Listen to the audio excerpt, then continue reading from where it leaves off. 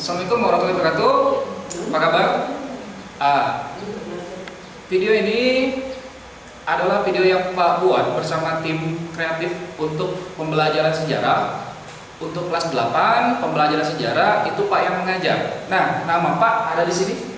Dedi Prihatna Sarjana Pendidikan. Jadi akan mengajar mata pelajaran sejarah untuk kelas 8 itu Pak. Salam kenal ya.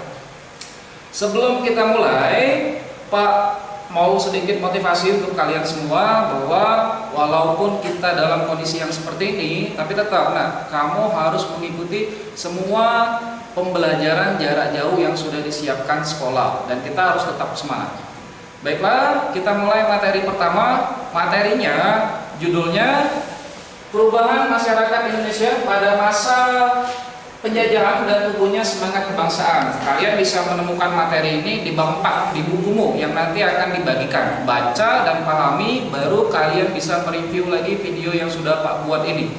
Nah, kata kunci pada materi pembelajaran kali ini adalah imperialisme dan kolonialisme Barat di Indonesia. Ini salah satu favorit Pak ketika mengajar pelajaran sejarah, imperialisme dan kolonialisme di Indonesia. Nah, kalau kamu pernah menonton film Jack Sparrow tentang masa bajak laut atau One Piece lah. Nah, kurang lebih seperti itulah. Ini adalah masa-masa ketika tumbuhnya semangat untuk menjelajah samudra. Lalu, apa yang membuat orang-orang barat itu sampai berani mempertaruhkan nyawa untuk menjelajahi samudra yang belum pernah ada satu orang pun yang pernah memecahkan misterinya?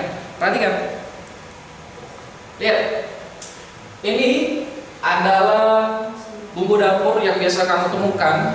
Mungkin di dapurku itu pasti ada lah, di dapur Pak juga ada. Tetapi komoditi ini tidak bisa disepelekan pada saat itu. Karena apa? Karena komoditi inilah yang membuat orang-orang Eropa saat itu rela mempertaruhkan nyawanya untuk mendapatkannya langsung dari sumbernya. Di mana itu? Tentu saja di negara kita, Indonesia. Yang akan kita pelajari pada video kali ini ada dua. Perhatikan, yang pertama itu adalah latar belakang mengapa orang-orang Eropa datang ke Indonesia, dan yang kedua adalah proses kedatangan dan reaksi bangsa kita sendiri ketika ada bangsa luar yang datang ke negara kita. Ini adalah ilustrasi ya, bagaimana kapal pada masa itu datang ke Indonesia, dan ini adalah rakyat Indonesia ketika itu. Hanya ilustrasi saja. Lihat, penjelajahan samudra dan kedatangan bangsa barat di Indonesia itu ada faktor-faktornya. Apa saja yang membuat mereka datang ke negara kita? Ada 6 faktor. Yang pertama adalah semangat reconquista. Apa itu semangat reconquista? Semangat reconquista ini adalah semangat pembalasan dendam terhadap kekuasaan Islam. Untuk lebih paham tentang semangat reconquista ini, Pak sangat merekomendasikan kamu untuk menonton video yang ada di YouTube. Judulnya Muhammad Al-Fatih, tentang penaklukan kota Konstantinopel yang dikeluarkan oleh Hasanah Trans 7. Pak sangat merekomendasikan video itu untuk kamu tonton supaya kalian memahami apa maksud dari reconquista ini. Selanjutnya itu adalah semangat 3G, Gold, Glory, dan Gospel. Nah, orang-orang Eropa ketika itu begitu terobsesi untuk mencari kekayaan berupa emas, kejayaan, glory, dan menyebarkan agama Nasrani. Makanya di Indonesia itu kamu bisa temukan beberapa perguruan yang memang berbau Kristen, berbau Nasrani seperti Savarius, Metodis, itu orang-orang pertama yang memang datang ke Indonesia dan menyebarkan agama Nasrani. Selanjutnya ada perkembangan teknologi kemaritiman yang memungkinkan untuk menyeberangi Samudra Atlantik. Apa itu Samudra Atlantik? Perhatikan Pak. Ini adalah Samudra Atlantik, salah satu tempat yang paling misterius di muka bumi. Nah, untuk tahu tentang samudra ini lebih lanjut, ini ada video lagi yang bisa kamu tonton di YouTube. On the Spot Trans 7 tentang 7 tempat yang paling misterius di muka bumi. Salah satunya ada ini.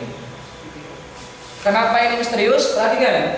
Ini adalah Samudra Atlantik ya, dan ini adalah Samudra Hindia. Lalu ketemu arusnya di tengah-tengah ini. Jadi titik ini merupakan titik yang paling unpredictable, yang sangat susah untuk diprediksi. gelombangnya bisa sangat besar, ya, terus badainya juga bisa sangat berganti-ganti. Tetapi orang-orang Eropa pada saat itu sudah mampu menaklukkan daerah ini. Makanya orang-orang Eropa itu selalu merasa lebih superior atau lebih hebat dari bangsa Asia. Karena di tahun 1500 saja orang-orang itu sudah mampu menaklukkan titik ini, titik pertemuan antara Samudra Atlantik dan Samudra India. Selanjutnya, adanya sarana pendukung seperti kompas, teropong, musiu, dan bubuk peledak itu juga sangat membantu mereka untuk mengarungi samudra ini yang belum pernah dijelajahi oleh siapapun. Dan terakhir ada penemuan teori dari Nicolaus Copernicus yang dikenal dengan teori heliocentris. Apa ini teori heliocentris? Teori heliocentris itu helio berarti matahari dan sentris berarti pusat.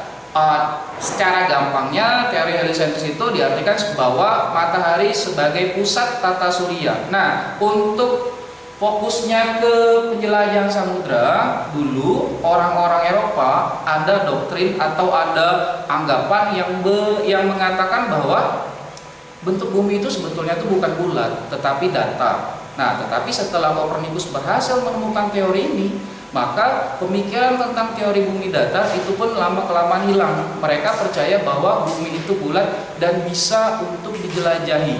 Nah, itu yang membuat orang-orang Eropa dan pelaut pada masa itu berani untuk melakukan pelayaran.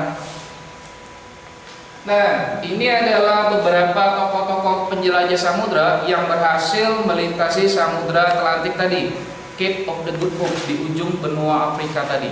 Ada Bartolomeu Dias, orang yang pertama kali berhasil sampai benua Afrika. Selanjutnya ada Vasco da Gama, dan orang Portugis yang pertama kali atau bangsa Eropa yang pertama kali sampai menginjakan kakinya ke Nusantara adalah ini, Alfonso de Albuquerque. Tahun 1511 di Kepulauan Maluku, dia berhasil menginjakan kakinya di Kepulauan Maluku untuk mendominasi rempah-rempah yang ada di sana. Nah, hari ini kita cukupkan materinya sampai di sini. Untuk pertemuan selanjutnya, Pak tugaskan kamu membaca tentang para penjelajah yang berasal dari bangsa Inggris, Spanyol, dan Belanda. Nanti untuk pendalaman materi kita bisa bertemu lagi dan berinteraksi di dua aplikasi, bisa di Google Classroom ataupun via WhatsApp. Kalian bisa langsung tanyakan ke Pak kalau ada materi-materi yang membingungkan. Terima kasih Pak Heri. Wassalamualaikum warahmatullahi wabarakatuh.